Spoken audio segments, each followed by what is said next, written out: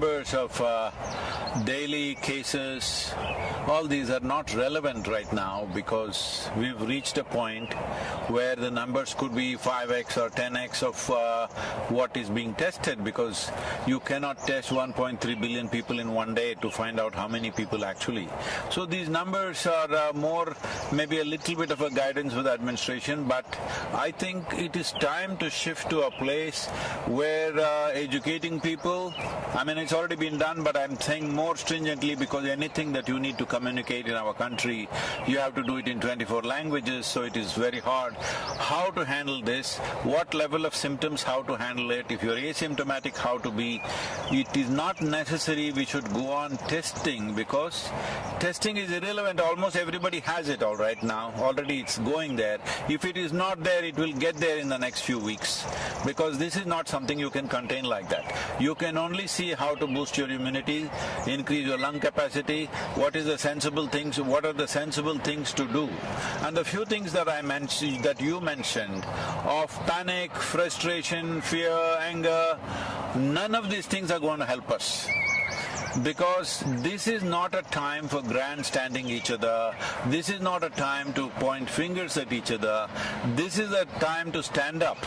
Not even as one nation, as one humanity, we need to stand up, because right now I'm here in the United States, well, everything seems to be normal, all the traffic is normal, commerce is going on, industry is going on, everything is going on. But it is just probably a question of weeks or maybe a couple of months before this virus, this particular variant that we are suffering in India, could be all over the world in no time, because you cannot contain it like that within a country. National borders are not a limitation for this. So this is a time to really understand. This is a generational challenge. How are we going to come out of this? What are the simple things? Everybody should know what are the few simple things that they must do, rather than pointing fingers at each other, because it's an invisible enemy. It doesn't matter what the administration does, it doesn't matter what people do, what they think. It will spread, because you cannot really stop it.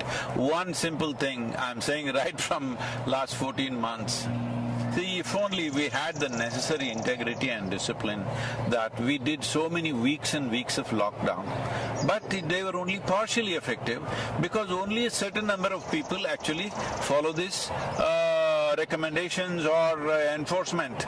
Because now we are no more calling it lockdown, we are calling it curfew in some of the places. So curfew means it has to be forcefully enforced. However much you enforce, it's not going to be absolute unless every one of us gets it. Well, that's a difficult thing to do, to make the entire population get it. I would say at least the urban population. If you make the entire urban population in India to understand 14 days, if you do not come in touch with any human being, if you just stay only with those one or two people who are not infected in your family or whatever, do not come in contact with anybody for 14 days, you would definitely drop it down.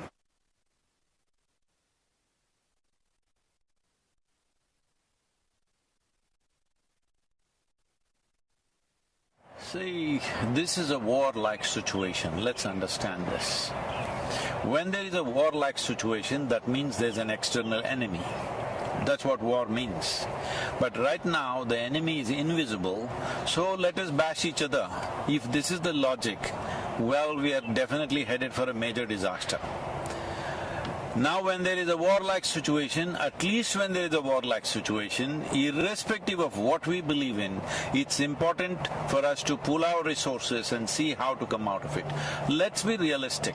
India as a nation definitely does not have necessary infrastructure to service 1.4 billion people, either in terms of hospitals or toilets or temples or streets or roads or ports.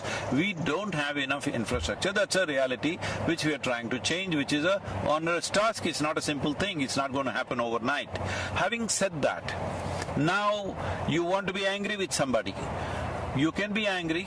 There is substantial medical evidence. I will show you our own institution in the Harvard Medical School has done a lot of research on this, clearly showing when you are angry, when you are agitated, when you are fearful, In these conditions, your immune system goes down, you become far more vulnerable. So right now the question is just this. We've gotten used to this. If something goes wrong, bash somebody. If something goes wrong, bash somebody. No, right now it is just this. Do you want to be part of the solution, or do you want to be a problem? Do you want to make a problem out of yourself? Now, one fundamental responsibility all of us have is that we stay healthy as individuals. We stay healthy and we stay alive. Now there are people in social media who envy people who are healthy, people who are doing well. No, this is not it. More and more people should do well. More and more people should be healthy. That's the only solution. Now people are openly saying, oh, my mother got infected, why are you going around happily with your family? These kind of talks are happening. Are we stupid? There is no question that if we go like this, we will make a complete disaster out of ourselves. It is time we pull up our sleeves and get to work in terms of what is needed. What is needed? Let's understand this. See, normally these kind of pandemics and epidemics are transmitted by other creatures like rats and mosquitoes and birds and whatever else. This time it's just us. Suppose, I'm saying just suppose, let us say this pandemic was being transmitted by the mice. What would be our plan? To eliminate all of them. Mass exterminate every mice in the country or in the world. But right now it's us. So we need to understand, we need to do something. Extermination is not the answer. But if we behave irresponsibly, extermination of a certain level or certain percentage of population will happen. I'm telling you, every day on my phone, people that I know, 15 to 20 people are dying per day. People, many close friends, relatives, my brother, one of my cousin brothers, all dead. And you know what, when they die, they send a message to me saying that please don't come because we don't have the body. And it seems the family went to the cremation ground where the hospital sent the body straight to the cremation ground. When they went there, 4 bodies arrived, all wrapped in white. All the 4 families who were waiting, none of them knew which is their body. They're just standing there gaping at all the 4 bodies, hoping they're looking at the right one, but they don't know which one is which. So I'm saying this is not a simple situation. Those of us who are still standing, we need to behave responsibly. Responsibly means that we must retain our ability to respond in a sensible and intelligent manner. This is not a time to react. Your anger, your frustration, your misery, everything is because you are reacting to the situation. This is a time, as a human being, you and me have to show what sort of human beings are we, what kind of generation are we. I'm saying, compared to what the previous generations have faced, this is a soft ball, believe me. If you were at the time alive at the time of World War II, World War I and various other things, you would know what I'm talking about. Well, if we have not seen it with our own eyes, we have seen it in documentaries, we have seen it in movies. Well, what they went through and what we are going through is nothing. As a generation of people, we have enjoyed the highest level of comforts and conveniences. Right now there is a challenge, and this challenge has many ramifications and many aspects of our life that needs to change. See, the problem with us is we are more dedicated to our lifestyle than our life. This is the problem. This priority has to shift. Okay, economy is going bad. Yes, I know it's going bad. Tell me what will happen for you or me. One important thing is, for me, life is important. I don't care about the lifestyle. Right now, if I traveled in United States, 2 years ago, I would be flying everywhere, staying in hotels, staying in the best homes, everything, because that's how things would be organized. Today, I'm driving a truck myself. I'm sleeping in the truck. I'm driving. This is a complete change of lifestyle. But don't be committed to your lifestyle. Lifestyle is a consequence of the times in which we live. It is a life that matters. So we have to ensure there is no loss of life. If this needs to happen, all of us should retain our ability to respond in the most sensible manner, not react in wild ways. And by grandstanding and pointing fingers at each other, you will only become part of the problem, not part of the solution.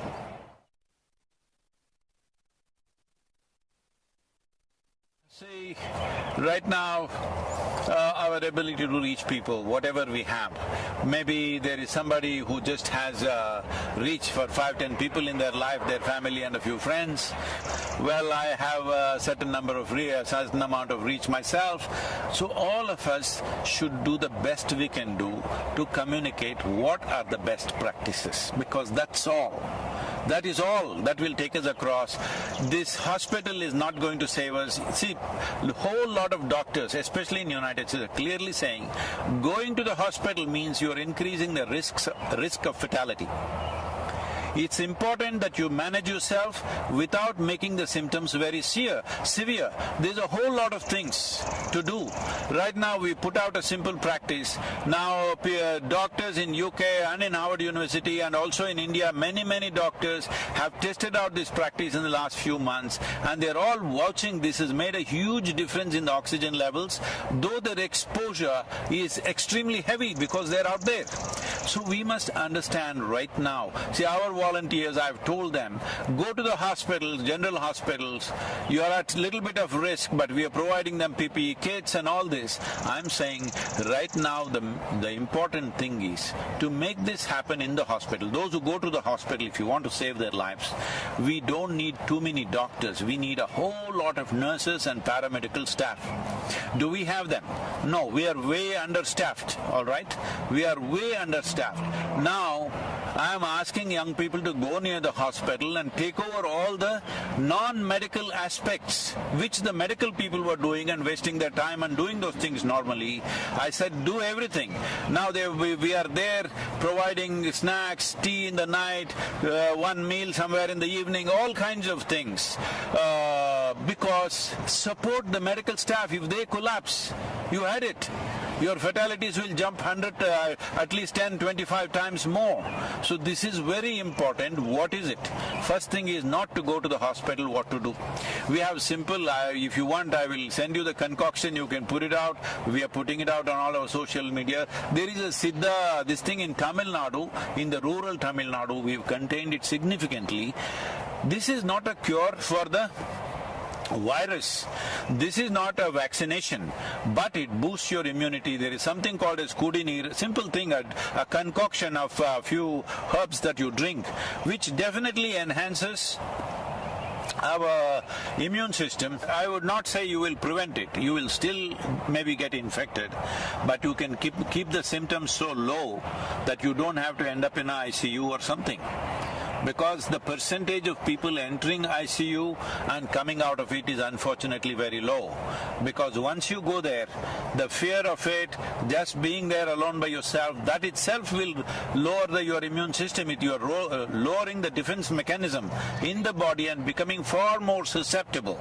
So the best thing is to stay outdoors. When I say outdoors, people are walking on the Delhi street. No. Outdoors means go into the village, go into open fields, go somewhere, go into the mountains. I know people have to do their work, but there are many ways, like I'm doing my work. Instead of staying in a hotel, staying in people's homes, I'm sleeping in a truck. I'm saying something you have to do. Something you have to do, and it's very important all of us continue our work to the extent possible, because crippling the whole activity in the country or in the world is not the answer, because that's going to take a much bigger toll on us. So it's very important to what extent, whatever the nature of work we are doing, to what extent we can keep it on without coming close to people, without getting infected. This is a fundamental responsibility.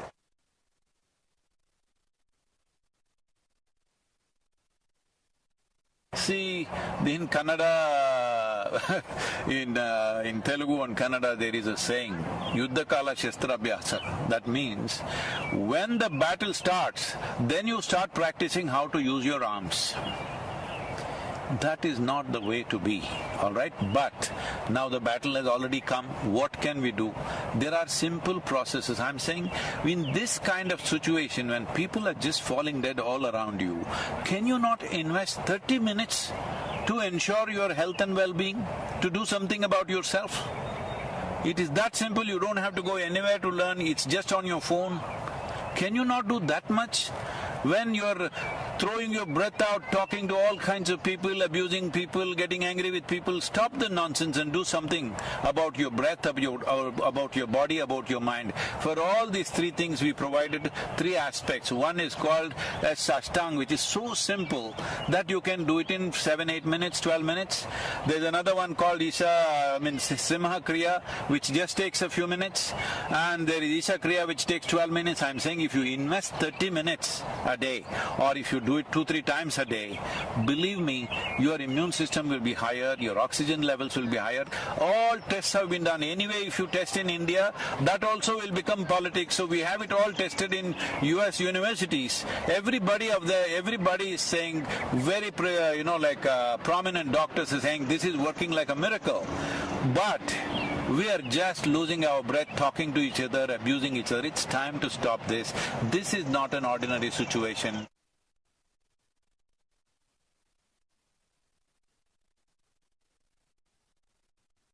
I'm going to repeat a few things because, first of all, this is a war-like situation.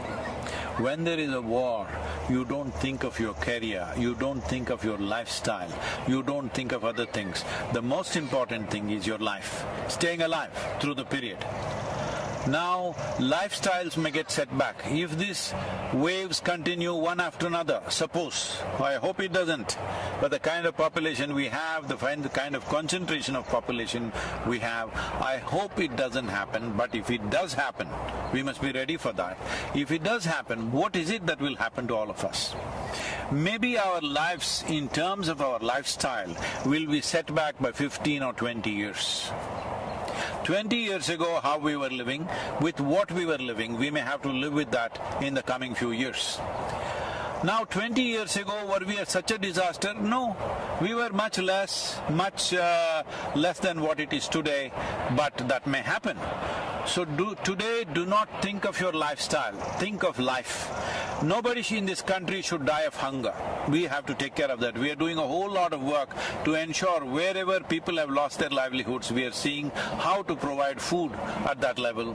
Distribution of government is doing it, but that's not enough for a whole lot of people. But we are giving grains, we are giving cooked food. All this stuff is happening, but it is not enough if one organization does it.